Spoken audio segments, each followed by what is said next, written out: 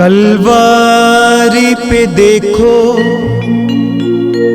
कैसा ये नजारा, परमेश्वर का बेटा लटका बेसहारा।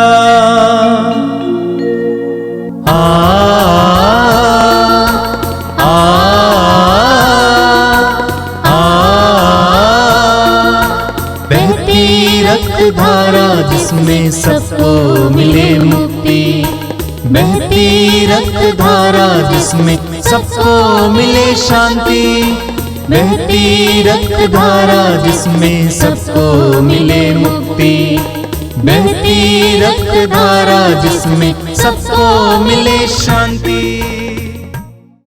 ख्रिस्त में मेरे प्यारे भाई और बहनों, पवित्र रक्ताभिषेक की इस महत्वपूर्ण प्रार्थना सभा में मैं आपका हार्दिक स्वागत करता हूं।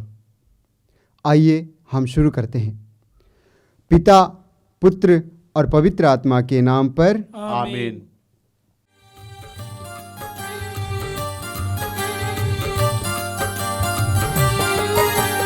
यीशु के बदन से बही जो लहू की धारा, उसमें धुले हमारे पापों के दाग सारे। यीशु के बदन से बही जो लहू की धारा, उसमें धुले हमारे पापों के दाग सारे। रख ले उसी में आशा, तजते सभी निराशा, यीशु ही हमारे जीवन पार लगाए। रख ले उसी में आशा, तजते सभी निराशा, यीशु ही हमारे जीवन पार लगाए। यीशु के बदन से बही जो लहू की धारा, उसमें धुले हमारे पापों के दाग सारे। यीशु के बदन से बही जो लहू की धारा, उसमें धुले हमारे पापों के दाग सारे। आप लोग मेरे पीछे दोहराइएगा। हे प्रेमी पिता, हे प्रेमी पिता, हम तुझे धन्यवाद देते हैं, हम तुझे धन्यवाद देते हैं क्योंकि तूने हमसे इतना प्रेम किया, हमसे इतना प्रेम किया कि हमारे लिए अपने इकलौते पुत्र को ही अर्पित किया, जिससे जो उसमें विश्वास करे उसका सर्वनाश ना हो, बल्कि अनंत जीवन प्राप्त करे। हे संसार के मुक्तिदाता यीशु, हम तेरे बलिदान के लिए तुझे धन्यवाद देते हैं। तूने कहा यह प्याला मेरे रक्त का नूतन विधान है, यह तुम्हारे लिए बहाया जा रहा है।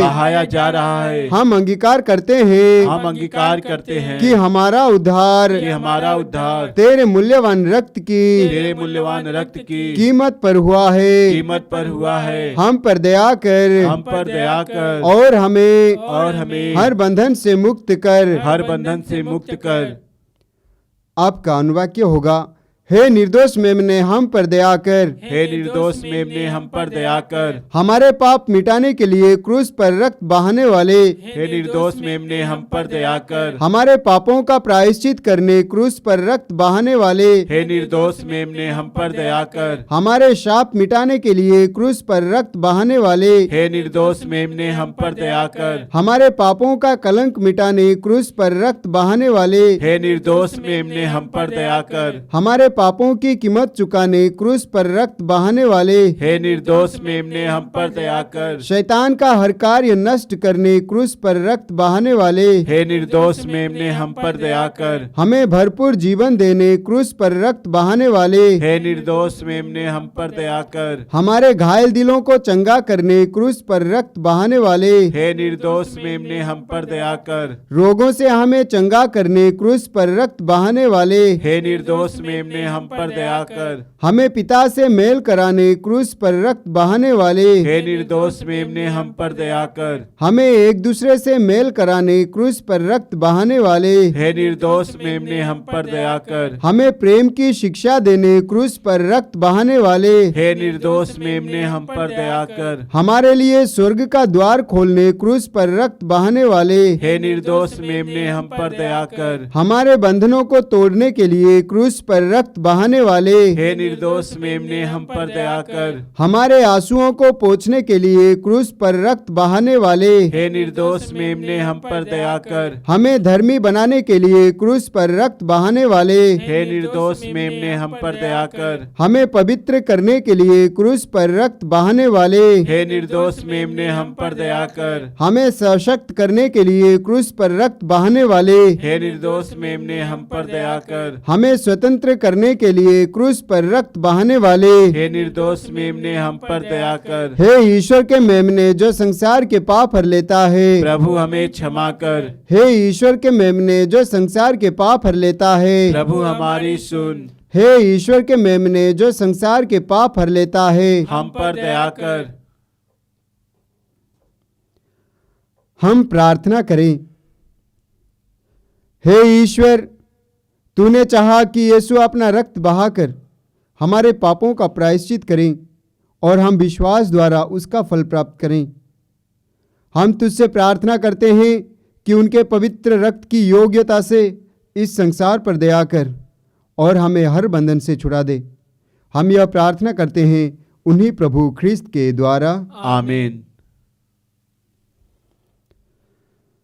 हे हमारे पिता जो स्वर्ग में है, तेरा नाम पवित्र माना जाए, तेरा राज्य आवे, तेरी इच्छा जैसे स्वर्ग में है वैसे इस पृथ्वी पर भी पूरी हो।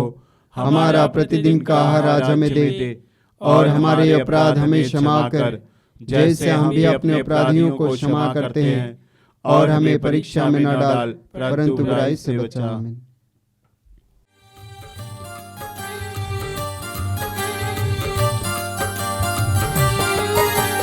यीशु के बदन से बही जो लहू की धारा, उसमें धुले हमारे पापों के दाग सारे। यीशु के बदन से बही जो लहू की धारा, उसमें धुले हमारे पापों के दाग सारे। रख ले उसी में आशा, तजते सभी निराशा। यीशु ही हमारे जीवन पार लगाए। रख ले उसी में आशा, तजते सभी निराशा। यीशु ही हमारे जीवन पार लगाए।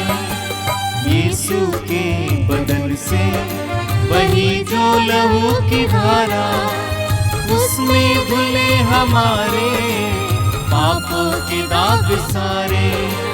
यीशु के बदन से वही जो लहू की धारा, उसमें धुले हमारे पापों के दाग सारे। आइए हम प्रार्थना करें। प्रभु की उपस्थिति महसूस कीजिए इस समय। करुणामय प्रभु, शक्तिशाली प्रभु, हमारे बारे में सोचने वाले, हमारे लिए योजना रखने वाले उस महान प्रभु की उपस्थिति अनुभव कीजिए। अपनी आंखें बंद रखिए। यह पवित्र रक्ताभिषेक प्रार्थना हमारे लिए अनुग्रह का समय बने, आशीष का समय बने। अपने जीवन की एक एक कठिन परिस्थिति को प्रभु के सामने लाइए। आपकी पीड़ाओं को प्रभु के सामने लाइए। ये वही प्रभु है जो हमारे आंसुओं को पोंछते हैं। वचन में लिखा हुआ है कि वो उन आंसुओं को पोंछ डालेगा। अपने दर्द पीड़ाओं को प्रभु के सामने लाइए। अपना हृदय खोलकर प्रभु के सामने रखिए। बोलिए, प्रभु मैं परेशान हूं, मैं दुखी हूं, मैं पीड़ित हूं। मैं अपने जीवन की सारी समस्याओं को देखकर कभी कभी घबरा जाता हूं। प्रभु, ये पवित्र रक्ताभिषेक प्रार्थना आज चमत्कार का माध्यम बने, चंगाई का माध्यम बने, बंधनों से आजादी का माध्यम बने। प्रभु यीशु ने स्वयं कहा है कि उनका अभिषेक हुआ है ताकि वो दलितों को स्वतंत्र करें, बंदियों को आजादी का संदेश सुनाए। प्रभु यीशु हमारे हर प्रकार के बंधन को तोड़ने के लिए आए हैं, हमारे हर प्रकार के बोझ को हटाने के लिए आए हैं। प्रभु के सामने लाइए एक एक बात, यीशु पर विश्वास कीजिए, दृढ़ विश्वास कीजिए कि यीशु यहाँ पर विराजमान है, आपके साथ हैं और आपके जीवन में कार्य करने जा रहे हैं। आपके विश्वास के द्वारा आपके जीवन में चमत्कार और चिन्ह प्रकट हो जाएंगे। प्रभु यीशु ने कहा, यदि तुम विश्वास करोगे तो तुम परमेश्वर की महिमा देखोगे। विश्वास कीजिए, विश्वास कीजिए। पवित्र आत्मा से प्रार्थना कीजिए। पवित्र आत्मा पवित्र वचनों को समझने के लिए मेरी बुद्धि को खोलिए, मेरे मन को प्रकाशित कीजिए, मेरे हृदय को उत्साही बनाइए। प्रार्थना कीजिए मेरे प्रिय भाई और बहनों, प्रार्थना कीजिए ये पवित्र क्षण हमारे लिए अनुग्रह और आशीष का क्षण बने। प्रार्थना कीजिए, प्रार्थना कीजिए, पवित्र आत्मा से प्रार्थना कीजिए।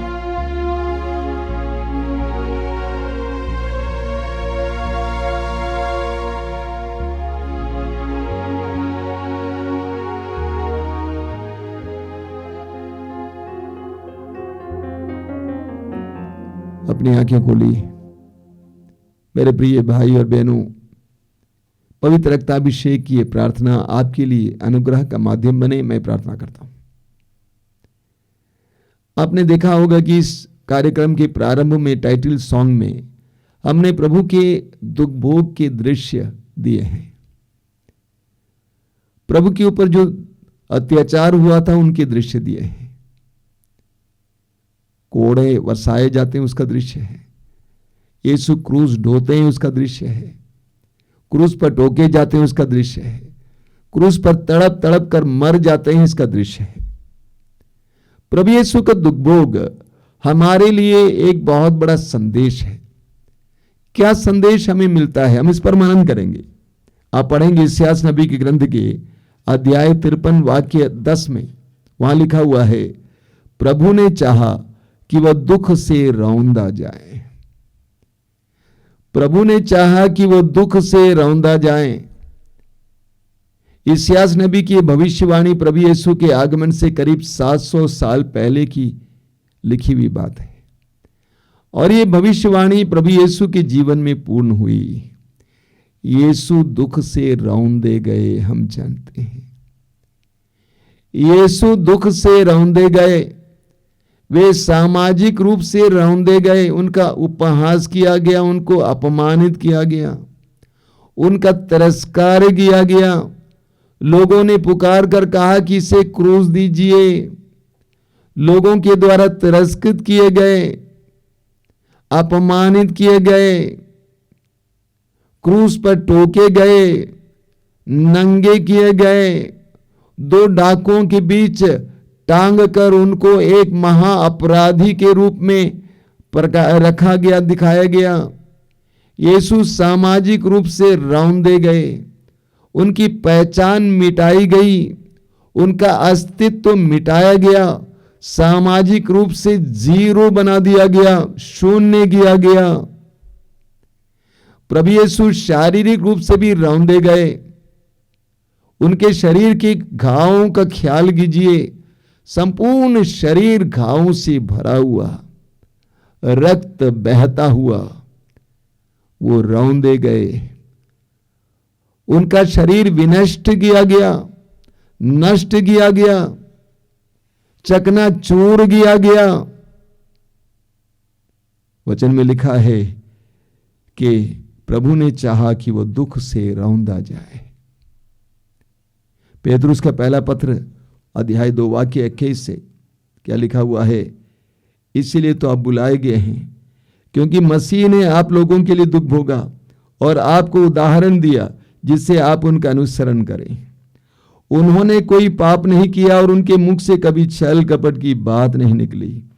जब उन्हें गाली दी गई तो उन्होंने उत्तर में गाली नहीं दी, और जब उन्हें सताया गया तो उन्होंने धमकी नहीं दी।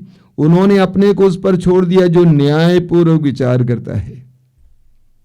पेतरुस कहते हैं जब वो सताए गए तो उन्होंने धमकी नहीं दी। जब हम सताए जाते हैं हम धमकी देने लगते हैं, हम दिखाएंगे, हम पुलिस के पास जाएंगे, हम अपने लोगों को बताएंगे, हम तुमको छोड़ेंगे, हम साथ नहीं देंगे, धमकी देते हैं। लेकिन प्रभु ने कोई धमकी नहीं दी। प्रभु ने मौन पूर्वक सब कुछ को सहा। वास्तव में प्रभु यीशु ने 3 साल घूम घूम कर जितना सुसमाचार का प्रचार किया, मैं सोचता हूं उससे भी सशक्त प्रचार अपने मौन के द्वारा किया। सतावट के समय, अत्याचार के समय प्रभु यीशु का मौन अपने में एक बहुत बड़ी शिक्षा है, एक बहुत बड़ा प्रचार है। आज हमारे जीवन में दुख पीड़ाएं आती हैं तो हमारी क्या प्रतिक्रिया है? हम क्या करते हैं? सबसे पहले हम दुख से भागने का प्रयास करते हैं, हम कतराते हैं, हम डरते हैं, घबरा जाते हैं, हम दुख को दुश्मन समझते हैं। जो दुख देते हैं वो हमारे नंबर 1 दुश्मन हो जाते हैं। परिवार टूट रहे हैं, पति पत्नी आपस में एक दूसरे को सह नहीं पाते हैं, चिल्लाते हैं, झगड़ते हैं, अशांति लाते हैं। क्यों? क्योंकि हम दुख को सह नहीं पाते। प्रभु यीशु ने हमारे आगे दुख सहकर हमारे लिए एक बहुत बड़ा उदाहरण दिया। पेतरुस ने अभी भी आपको सुनाया, हमारे लिए एक बहुत बड़ा उदाहरण। मैं एक लड़की को जानता हूं जिसकी शादी मुश्किल से 3-4 पहले महीने हुई, बड़ी शान से शादी हुई, और आज वो अपने मैके आई है, बोलती है कि मैं वापस नहीं जाऊंगी, जाऊंगी तो पति के साथ रहूंगी, ससुराल में नहीं रहूंगी। मैंने कहा बेटा ऐसा नहीं है, आपको जाना होगा। कहती है कि मैं सास ससुर के साथ नहीं रहूंगी। पढ़ी लिखी है, बाइबल पढ़ती है, लोगों को समझाती है। ये तो हमारी समस्या है। क्रूस चूमते हैं, क्रूस का चिन्ह बनाते हैं, क्रूस के बारे में बताते हैं, लेकिन क्रूस पर मरे उस प्रभु के उस दुख भोग के रहस्य को अभी तक समझ नहीं पाए, उसको अपना नहीं पाते हैं, उसको अपना नहीं पाते हैं। हमारे अंदर स्वीकार करने की शक्ति नहीं है, सहन शक्ति नहीं है। कितने परिवार सहन शक्ति के अभाव में टूट जाते हैं, सिर्फ इसलिए कि सहन शक्ति नहीं है। सहन शक्ति होती तो परिवार बच जाते, लेकिन सहन शक्ति की कमी इसलिए टूट जाते हैं। जब उनको समझाया जाता है वे कहते हैं कि मेरी कोई गलती नहीं है, गलती उसकी है, मैं क्यों माफी मांगूं, मैं क्यों दबूं, वो गलती करे और मैं सताई जाऊं या सताए जाऊं, ये कोई बात होती है? देखिए पेतरुस क्या कहते हैं। पेतरुस का पहला पत्र अध्याय 2 उसके वाक्य 20 में, वहां पे पेतरुस क्या कहते हैं? यदि अच्छी तरह काम करने के बाद भी आपको दुख भोगना पड़ता है और आप उसे धैर्य से सहते हैं तो यह ईश्वर की दृष्टि में पुण्य कर्म है। एक बार और पढ़ना चाहता हूं। यदि अच्छी तरह काम करने के बाद भी आपको दुख भोगना पड़ता है और आप उसे धैर्य से सहते हैं तो यह ईश्वर की दृष्टि में पुण्य कर्म है। आप में कोई कमी नहीं है, आपने कोई गलती नहीं की है, आपने सिर्फ अच्छा ही किया है। इसके बावजूद आपको दुख सहना पड़ता है और आप उसको धैर्य से सहते हैं। पेतरुस कहते हैं ये ईश्वर की दृष्टि में पुण्य कर्म है। हमारी समस्या है कि हम लोग सिर्फ सुख चाहते हैं, दुख नहीं चाहते। जब तक पति अच्छा है, अच्छा व्यवहार है तो ठीक है, अच्छा है। पत्नी अच्छी, अच्छा व्यवहार है, अच्छी है। जहां दुख आ जाता है हम उससे कतराते हैं। हम केवल सुख चाहते हैं, दुख नहीं चाहते हैं। ऐसा होता नहीं है। बिना गुड फ्राइडे का ईस्टर नहीं होता है, बिना पुण्य शुक्रवार के पुनरुत्थान नहीं होता है, बिना क्रूस का क्रिस्त नहीं होता है, बिना रात के दिन नहीं होता है। हमें एक बहुत सुंदर वचन पढ़ने को मिलता है अय्यूब का ग्रंथ अध्याय 2 उसके वाक्य 10 में। आप जानते हैं अय्यूब ईश्वर का बहुत अच्छा भक्त था, लेकिन उसके ऊपर विपत्ति पर विपत्ति आई, यहां तक कि उसकी पत्नी ने भी उसको कोसना शुरू किया, कहा कि ईश्वर को कोस कर मर जाओ। तो अय्यूब ने क्या कहा अध्याय 2 वाक्य 10 में, हम ईश्वर से सुख ग्रहण कर सकते हैं तो क्या दुख नहीं ग्रहण कर सकते? अगर हम ईश्वर से सुख ग्रहण कर सकते हैं तो क्या हम दुख ग्रहण नहीं कर सकते? वचन में आपने सुना कि ईश्वर ने यीशु को दुख से रौंदे जाने दिया। ऐसा क्यों? मैं आपको बताना चाहता हूं। यह एक प्रक्रिया का हिस्सा था। ईश्वर की एक महान योजना थी। वचन में लिखा हुआ है फिलिपियों के पत्र के अध्याय 2 उसके वाक्य 6 से मैं पढ़कर सुनाऊंगा। वह वास्तव में ईश्वर थे और उनको पूरा अधिकार था कि वह ईश्वर की बराबरी करें, फिर भी उन्होंने दास का रूप धारण कर तथा मनुष्यों के समान बनकर अपने को दीन बना लिया। आगे, और उन्होंने मनुष्यों का रूप धारण करने के बाद मरण तक, क्रूस के मरण तक आज्ञाकारी बनकर अपने को और भी दीन बना लिया। इसलिए ईश्वर ने उन्हें महान बनाया और उनको वह नाम प्रदान किया जो सब नामों में श्रेष्ठ है। प्रभु यीशु के बारे में पौलुस कहते हैं कि वे ईश्वर थे, ईश्वर की बराबरी कर सकते थे, लेकिन वो दास का रूप धारण करता है। इतना ही नहीं, ईश्वर के प्रति इतना आज्ञाकारी बनता है कि मृत्यु को स्वीकार करता है, वो भी क्रूस की लज्जाजनक मृत्यु को स्वीकार करता है। इसलिए ईश्वर ने उनको महान बना दिया और वह नाम प्रदान किया जो सब नामों में श्रेष्ठ है। वास्तव में यह मसीही जीवन में सफलता का रहस्य है। एक विश्वासी के जीवन की सफलता का रहस्य है दुख से रौंदा जाना और ऊपर उठाया जाना। एक प्रक्रिया का हिस्सा है दुख से रौंदा जाना और ऊपर उठाया जाना। यह ईश्वर का मार्ग है। ईश्वर यही करता है, यही चाहता है कि हम दुख से रौंदे जाएं, हम परेशानियों से गुजरें, लेकिन बाद में हम ऊपर उठाए जाएं। प्रभु यीशु को सुनिए, लूकास का सुसमाचार अध्याय 18 वाक्य 14, बहुत जबरदस्त वचन है। वहां प्रभु कहते हैं, जो अपने आप को बड़ा मानता है वो छोटा बनाया जाएगा। जो अपने आप को बड़ा मानता है वो छोटा बनाया जाएगा, और जो अपने आप को छोटा मानता है वो बड़ा बनाया जाएगा। ईश्वर हमारे साथ भी ऐसा ही करता है। जब मैं छोटा लड़का था उस समय अंग्रेजी में नॉन डिटेल में एक कहानी पढ़ा था। उसका शीर्षक था शी स्टूप्स टू कॉन्कर। एक जवान लड़की, युवती का उदाहरण है, वो अपने पति को जीतने के लिए झुकती है। पति को जीतने के लिए वो झुकती है ताकि वो पति को जीत सके। पेतरुस का पहला पत्र उसके अध्याय 5 वाक्य 6 में पेतरुस यही हमें समझाते हैं। पेतरुस का पहला पत्र उसके अध्याय 5 वाक्य 6 में पेतरुस क्या कहते हैं? आप शक्तिशाली ईश्वर के सामने विनम्र बने रहें। आप शक्तिशाली ईश्वर के सामने विनम्र बने रहें, जिससे वो आपको उपयुक्त समय में ऊपर उठाए।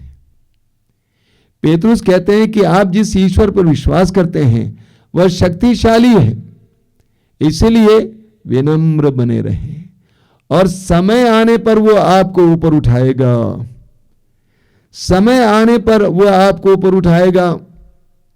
मेरे बचपन में जब किसी से लड़ने के बाद मैं हार जाता था, कभी कभी हारता था, अक्सर हारता ही था, तो मुझसे मेरी मां कहा करती थी, बेटा जो पक्ष कमजोर है, जो पक्ष हारा हुआ है, ईश्वर उसके साथ है।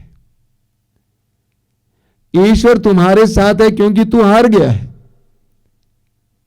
पूरी बाइबल इस बात का प्रमाण है कि ईश्वर दुर्बलों को साथ देता है, उसके पक्ष में है। बार बार वचन में आपको पढ़ने को मिलता है। इसीलिए पेतरुस कहते हैं, आप शक्तिशान के सामने, सर्वशक्तिमान ईश्वर के सामने विनम्र बने रहे, ताकि समय आने पर वो आपको ऊपर उठाए। मेरे प्रिय भाई और बहनों, प्रभु ईश्वर हमारे जीवन में बड़े बड़े चिन्ह और चमत्कार प्रकट करना चाहते हैं। हमारे जीवन में बड़े बड़े चिन्ह और चमत्कार प्रकट करना चाहते हैं और हमें महान बनाना चाहते हैं। लेकिन उसके लिए जैसे प्रभु यीशु रौंदे गए, दुख से होकर गुजरे, उसी तरह आपको भी दुख से होकर गुजरना है। आज कितने ही परिवार जो टूटे फूटे पड़े हैं, अगर हमारे अंदर सहन शक्ति होती, हमने प्रभु के दुख भोग पर मनन चिंतन किया होता और हम सहने के लिए तैयार होते तो नहीं टूटते। कितने ही दंपति एक नारकीय जीवन जी रहे हैं, तलाक देने के बाद अलग थलग जीवन जी रहे हैं, संतुष्टि नहीं है, शांति नहीं है, चैन नहीं है। काश हमारे अंदर सहन शक्ति होती, हम प्रभु के सामने नम्र बने रहते, यीशु की तरह रौंदे जाने के लिए तैयार होते, तो हम भी ऊपर उठाए जाते। आइए हम प्रार्थना करें कि प्रभु मुझे तेरे जीवन के रहस्यों को, विशेष करके तेरे रौंदे जाने के रहस्य को, तेरे दुखों के रहस्य को समझने की कृपा दीजिए। मुझे भी सहन शक्ति दीजिए ताकि मैं भी मौन रहूं, धमकी ना दूं, झगड़ा ना करूं, मौन होकर स्वीकार करूं जिस तरह तूने स्वीकार किया। प्रभु यीशु मुझे सहन शक्ति का वरदान दीजिए। संसार में मुझे ढेर सारे लोगों से दुख सहना पड़ता है, उन सारे दुखों के सामने तेरे दुख को याद करते हुए, तेरे महान शक्ति पर भरोसा रखते हुए विनम्र बने रहने, मौन बने रहने, धैर्य से सहने की शक्ति दीजिए। प्रार्थना कीजिए, प्रार्थना कीजिए।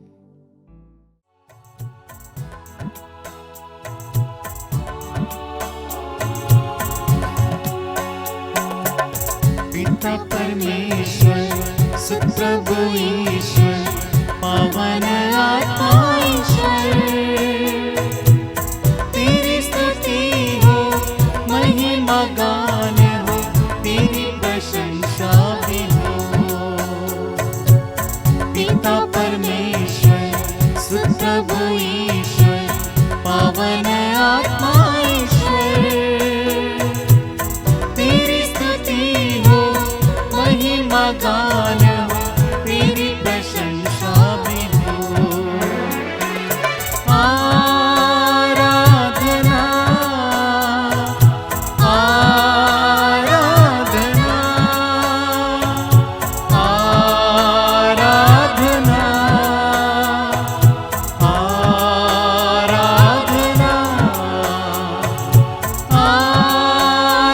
आराधना,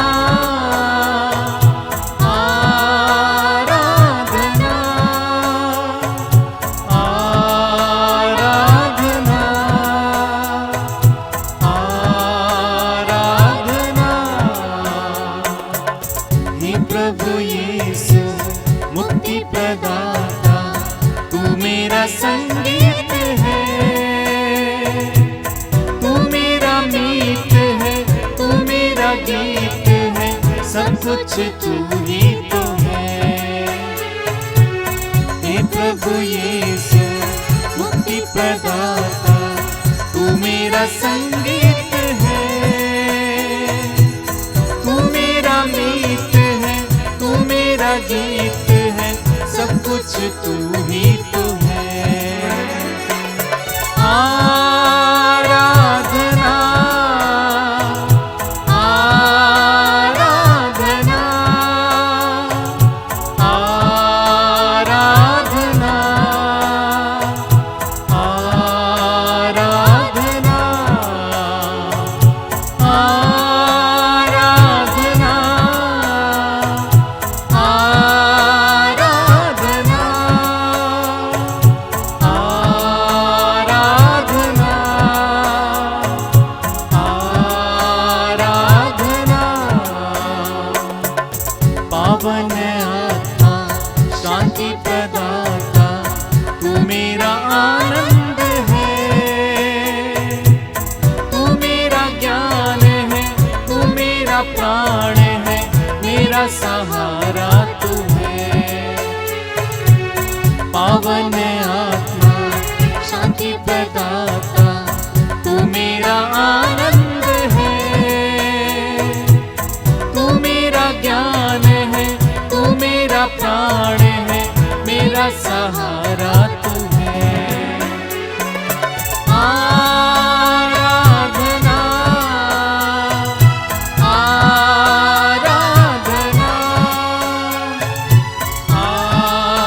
आराधना आराधना आराधना आराधना आराधना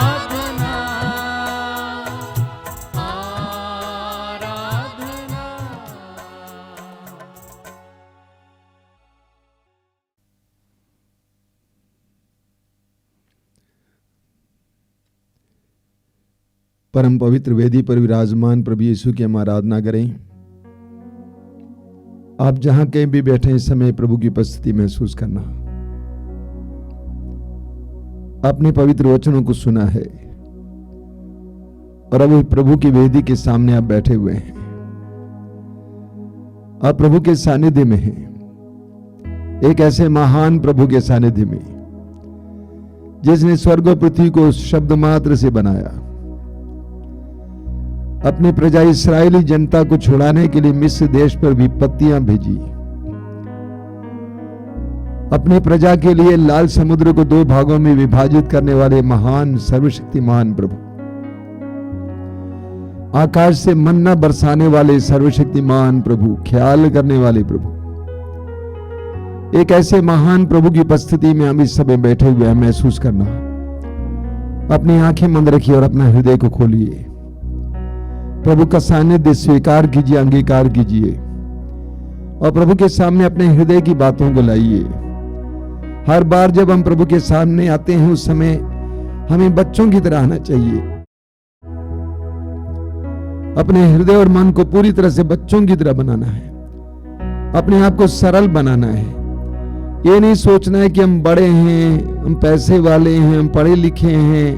पूरी तरह से अपने को नम्र बनाना, छोटे बच्चों की तरह प्रभु के पास आना।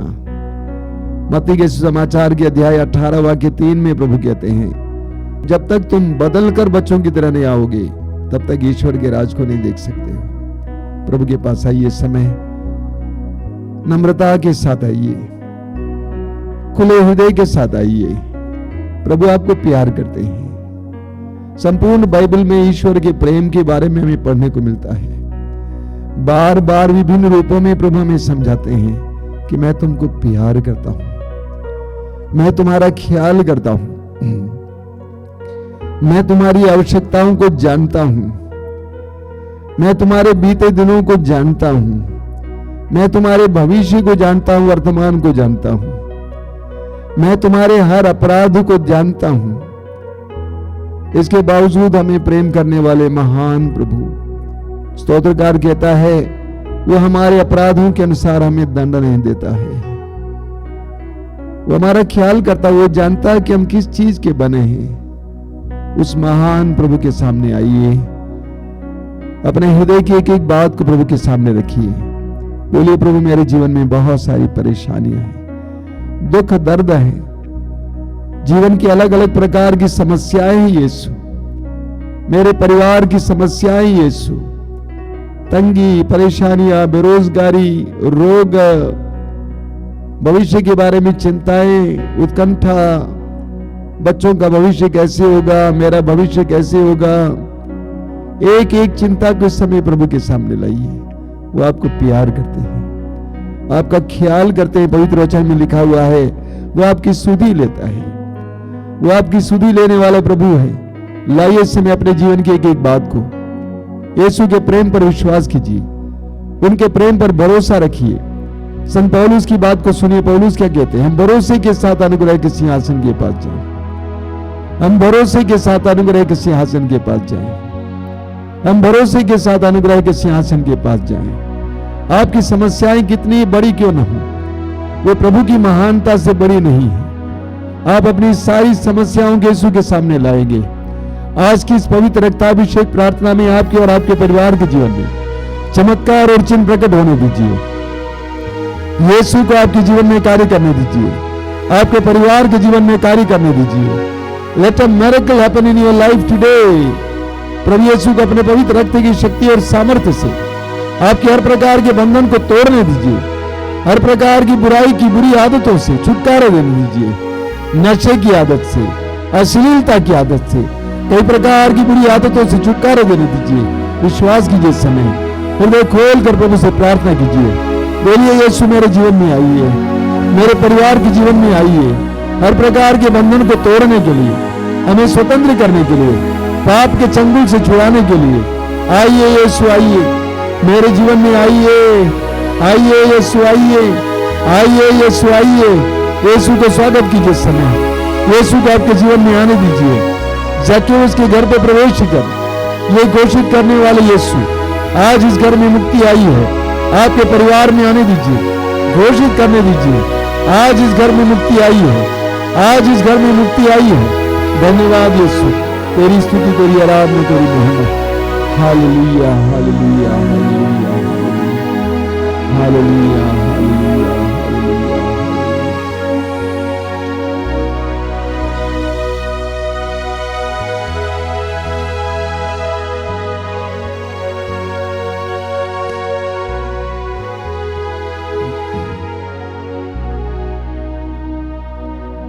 पवित्र वचन में लिखा हुआ है, प्रभु ने उसे दुख से रौंदा जाने दिया। प्रभु ने उसे दुख से रौंदे जाने दिया, यीशु को रौंदे जाने दिया, कुचल दिए जाने दिया। हमारे जीवन में जब दुख आ जाते हैं, पीड़ाएं आ जाती हैं, कैसे टूट जाते हैं, परेशान हो जाते हैं, घबरा जाते हैं। आज हम प्रभु से प्रार्थना करें कि प्रभु हमें सहन शक्ति दीजिए। प्रभु मुझे सहने की शक्ति दीजिए। अपने प्रिय लोगों से प्राप्त दुखों को सहने की शक्ति दीजिए। पति से प्राप्त, पत्नी से प्राप्त, बच्चों से प्राप्त, मां बाप से प्राप्त, अपने भाई या बहन से प्राप्त दुखों को सहन करने की शक्ति दीजिए।